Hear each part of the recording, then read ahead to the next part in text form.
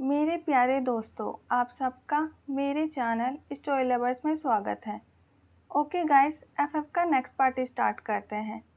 Last part में हमने सुना था विंग ऑर्फनेज पहुंच गया था।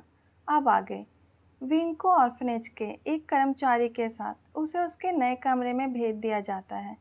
विंग को कमरा बिल्कुल अच्छा नहीं लगता। उसे बहुत अकेला अकेला फील हो रहा था। कर्मचारी विंग को उस कमरे में छोड़कर वहां से चले जाते हैं। विंग शाम तक उसी कमरे में रहता है। उसे खाने पीने का सामान उसी कमरे में दे दिया जाता है। शाम के समय विंग अपने कमरे से बाहर निकलता है। उसे खिड़की से एक गार्डन नज़र आया था, इसलिए वो गार्डन में जा रहा था। गार्डन ऑर्फनेज का ही एक हिस्सा था जो बच्चों के खेलने के लिए बनाया गया था। गार्डन के अंदर दो बच्चे आपस में लड़ रहे थे। 11 साल का लड़का 13 साल के लड़के से अपनी एक फ़ोटो वापस मांग रहा था।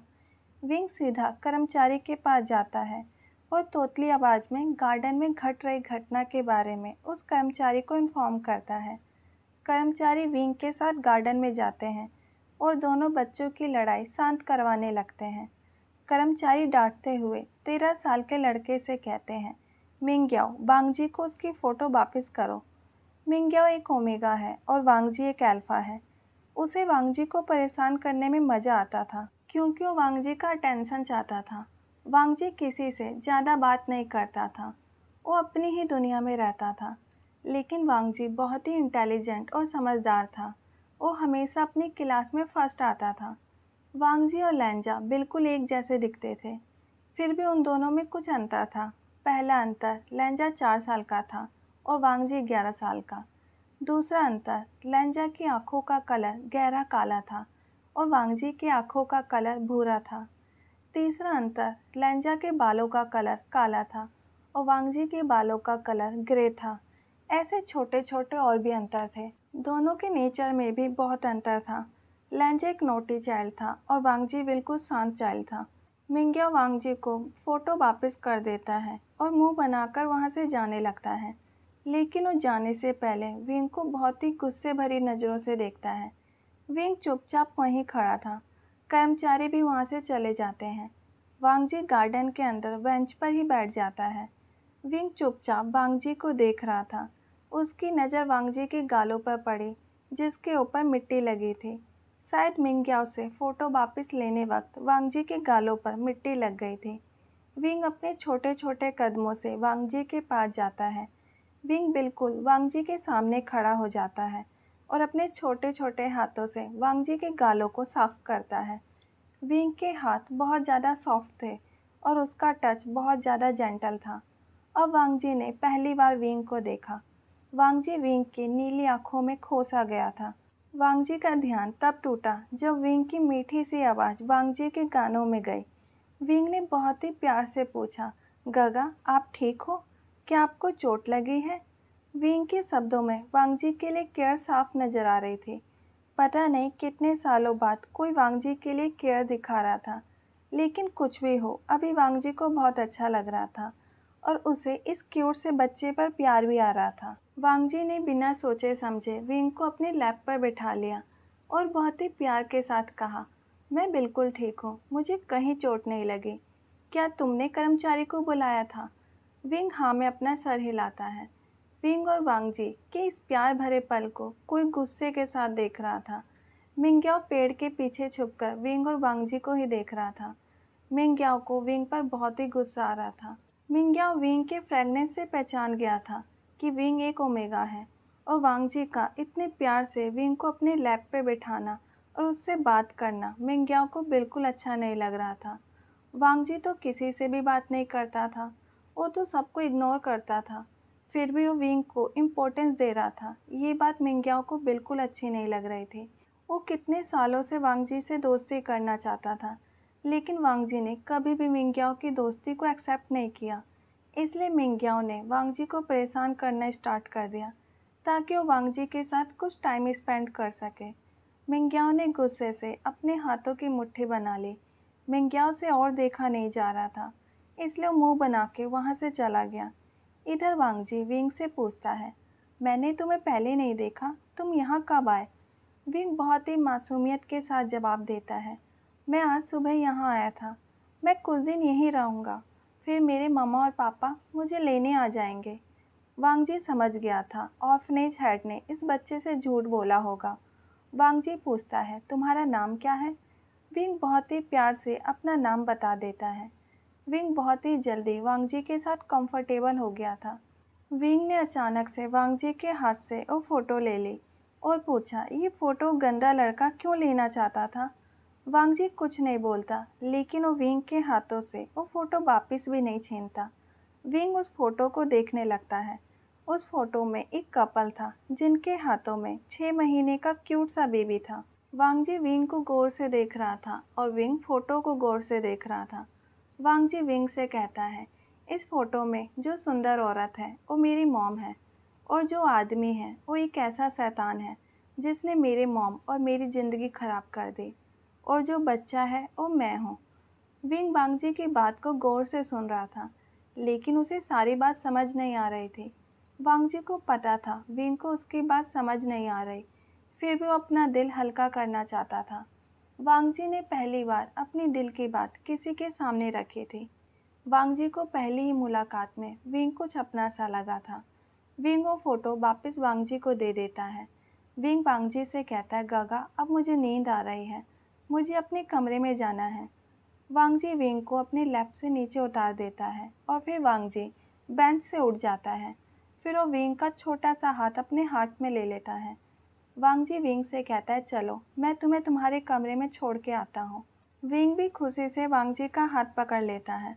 वांगजी विंग को उसके रूम में छोड़कर वापस अपने रूम में चला जाता है। उस ऑर्फनेज में ओमेगा और अल्फ़ा के लिए अलग अलग बिल्डिंग बनाई गई थी ताकि कोई अल्फ़ा किसी ओमेगा को कोई नुकसान ना पहुंचा सके। विंग की बिल्डिंग में अल्फ़ा का आना अलाउ था क्योंकि उस बिल्डिंग में 6 साल तक के ओमेगा को रखा गया था, यानी उन्हें अल्फ़ा से कोई खतरा नहीं था। ओमेगा को हीट का सामना 11 साल की उम्र के बाद करना पड़ता था। इस उम्र के बाद अपने हीट के दौरान ओमेगा किसी अल्फ़ा को अपनी ओर आकर्षित कर सकते थे, अगर उन्होंने टाइम से मेडिसिन नहीं खाई तो। इस ऑर्फनेज में ओमेगा की सेफ्टी का खास ध्यान रखा जाता था। विंग को जल्दी ही नींद आ गई। आज कई सालों बाद वांगजी के चेहरे पर स्माइल थी। वो अपने कमरे में जाकर अपनी किताबों में व्यस्त हो गया, लेकिन उसे बेसब्री से कल का इंतज़ार था ताकि वो अपने क्यूट से नए दोस्त से मिल सके। वांगजी को पढ़ते पढ़ते नींद आ गई।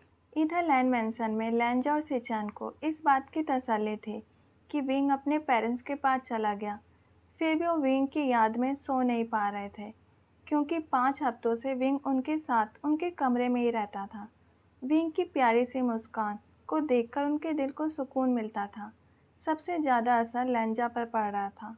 वो विंग को बहुत ज़्यादा याद कर रहा था और वो विंग की फ़ोटो बार बार देख रहा था। लैंजा अपने घर वालों के बाद सबसे ज़्यादा प्यार विंग से करने लगा था। उसे उम्मीद थी कि विंग एक दिन उनसे ज़रूर मिलने आएगा। लैंजा और सिचैन धीरे धीरे नींद के आगोश में चले गए, जहाँ लैंजा और सिचैन अपने क्यूट से दोस्त को याद करते करते सो गए थे। एक परिवार ऐसा भी था जो विंग को वापस पाने के लिए कड़ी मेहनत कर रहा था। मिस्टर और मिसेस बी ने अपना सारा टाइम अपने बिजनेस में लगा दिया था। उन्होंने दिन रात एक कर दिया था। वो अपना सारा बिजनेस शंघाई में शिफ्ट करना चाहते थे और बिजनेस की दुनिया में अपनी ताकत भी बढ़ाना चाहते थे ताकि वो हर तरीके से अपने विंग को ढूंढने में सक्षम बन सके। उन्हें किसी भी हालत में अपना बेटा वापिस चाहिए था। पता नहीं उनकी ये तमन्ना कब पूरी होगी, लेकिन वो बहुत ज़्यादा मेहनत कर रहे थे। नेक्स्ट मॉर्निंग संघाई शहर में विंग अपने सपनों की दुनिया से बाहर आया और उसने धीरे धीरे अपनी प्यारी सी आंखें खोली। विंग को अपने सामने वांगजी नजर आया, जो सुबह सुबह ब्रेकफास्ट लेकर विंग के कमरे में आया था उसे उठाने के लिए। वांगजी के उठाने से पहले ही विंग की आंखें खुल गई थी। विंग ने अपनी नींद भरी आवाज़ में कहा, गगा आप यहाँ कब आए? वांगजी ने विंग से कहा, विंग तुम्हारा एडमिशन मेरे स्कूल में करा दिया गया, इसलिए आज से तुम मेरे साथ स्कूल जाओगे और मेरे साथ ही वापस आओगे, इसलिए जल्दी से तैयार होकर ब्रेकफास्ट कर लो। वांगजी ने स्कूल की ड्रेस विंग को पकड़ा दी और विंग ने भी खुशी से ड्रेस को एक्सेप्ट कर लिया। विंग स्कूल की ड्रेस को लेकर बाथरूम में चला गया। वांगजी बेड पर बैठकर विंग का इंतज़ार करने लगा। और वो सुबह के बारे में सोचने लगा। जब वांग जी अपने रूम में उठकर एक्सरसाइज कर रहा था, उस समय उसके कमरे में ऑर्फनेज के हेड आए। वांग जी उनको देखकर हैरान हो गया, क्योंकि ऑर्फनेज हेड ऐसे किसी के कमरे में नहीं आते थे। वांग जी ने उन्हें गुड मॉर्निंग विश किया। हेड ने भी वांग जी के गुड मॉर्निंग का जवाब दिया। फिर हेड ने बोलना स्टार्ट किया। ऑर्फनेज हेड ने वांग जी से कहा, बेटा, मैंने सुना है कि तुम्हारी दोस्ती विंग से हो गई है। मैं चाहता हूँ कि तुम विंग का ख्याल रखो। मैंने उसका एडमिशन तुम्हारे साथ ही करवा दिया है, इसलिए आज से तुम्हें उसका ख्याल रखना होगा। हेड ने स्कूल की ड्रेस वांग जी को पकड़ा दी और उस ड्रेस को विंग को देने के लिए कहा। ऐसा कह के ऑर्फनेज हेड वांग जी के कमरे से चले गए। ऑर्फनेज हेड बहुत ही अच्छे आदमी थे। वो हर बच्चे की बहुत केयर करते थे। जब से वांग जी इस ऑर्फनेज में आया था, वो हमेशा गुमसुम रहता था। वो किसी से भी बात नहीं करता था। वांग जी का ये अकेलापन देखकर ऑर्फनेज हेड को बहुत डर लगता था। वो चाहते थे कि वांग जी भी नॉर्मल बच्चों की तरह बिहेव करे, सबके साथ बात करे, लेकिन वो वांग जी के लिए कुछ भी नहीं कर पा रहे थे। लेकिन जब उन्होंने सुना वांग जी ने विंग से अच्छे से बात की, तो उन्हें विंग में एक उम्मीद की किरण नजर आई। इसलिए उन्होंने ये फैसला लिया कि वो वांग जी से विंग का ख्याल रखने कहेंगे। जैसे ही विंग के रूम का बाथरूम का दरवाज़ा खोला, वैसे ही वांग जी अपने ख्यालों की दुनिया से वापस आया। विंग बाथरूम से नहा के आ गया था। विंग इस समय और भी ज़्यादा क्यूट लग रहा था। उसको देखते ही वांग जी की हंसी छूट गई। विंग ने कन्फ्यूजन से वांग जी की तरफ देखा। उसके गगा उस पर क्यों हंस रहे थे, उसे समझ नहीं आ रहा था। विंग ने अपनी गुलाबी होठों की सहायता से एक पाउट बना लिया, जिसके कारण विंग और भी क्यूट लगने लगा। वांग जी प्यार से विंग को अपने पास बुलाता है। फिर वांग जी विंग के शर्ट के बटन ठीक करने लगता है, जो कि विंग ने गलत लगा रखे थे। विंग ने काफ़ी सारे बटन आगे पीछे लगा रखे थे। विंग को अब समझ आ गया था कि उसके प्यारे गगा उस पर क्यों हंस रहे थे। वांग जी विंग से कहता है, अब तुम जल्दी से ब्रेकफास्ट कर लो, फिर हमें स्कूल भी जाना है। कुछ समय बाद वांग जी और विंग स्कूल के लिए निकल जाते हैं। जब वांग जी और विंग स्कूल जा रहे थे, तब मिंग्याओ विंग को जलन भरी नज़रों के साथ देख रहा था। मिंग्याओ ने मन ही मन विंग को सबक सिखाने का ठान लिया था। मिंग्याओ बिल्कुल नहीं चाहता था कि वांग जी विंग के करीब जाए। स्कूल के अंदर वांग जी पहले विंग को उसके क्लास में छोड़ता है और उससे कहता है, ब्रेक टाइम में मेरा इंतज़ार करना, हम दोनों साथ में कैंटीन चलेंगे। विंग हाँ में अपना सर हिलाता है। ब्रेक टाइम का सिर्फ वांग जी और विंग ही इंतज़ार नहीं कर रहे थे, बेसब्री से मिंग्याओ भी ब्रेक टाइम का इंतज़ार कर रहा था। सबका इंतज़ार जल्द ही ख़त्म हो गया। ब्रेक टाइम हो गया। सबसे पहले क्लास से निकलने वाला इंसान मिंग्याओ था। मिंग्याओ जल्द ही विंग की क्लास में पहुंच गया। मिंग्याओ विंग के पास गया और उसने विंग से कहा, विंग, वांग जी ने मुझे भेजा है तुम्हें लाने के लिए। वो तुम्हारा इंतज़ार कर रहा है। विंग का मिंग्याओ के साथ जाने का मन नहीं था, फिर भी वो था तो एक छोटा बच्चा। वो मिंग्याओ के गलत इरादों को कैसे समझ सकता था। उसे मिंग्याओ की शैतानी मुस्कान समझ नहीं आई, इसलिए वो मिंग्याओ के साथ जाने के लिए तैयार हो गया। मिंग्याओ ने विंग से कहा, तुम मेरे पीछे पीछे आओ। मिंग्याओ विंग के क्लास के बाहर जाने लगा और उसके पीछे पीछे विंग जाने लगा। मिंग्याओ विंग को स्टोर रूम की तरफ ले जा रहा था। विंग को तो आगे आने वाली मुसीबत का कोई ज्ञान ही नहीं था, इसलिए वो धीरे धीरे आगे आने वाली मुसीबत की तरफ अपने कदम बढ़ा रहा था। कुछ ही समय में मिंग्याओ और विंग स्टोर रूम के बाहर पहुंच गए। स्टोर रूम के आसपास कोई नहीं था, वहां ज़्यादातर कोई नहीं रहता था।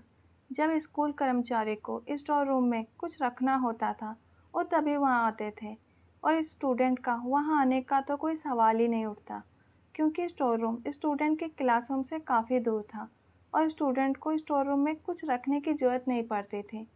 ओके गाइज, आज का पार्ट यहीं रखते हैं। Bye, thank you.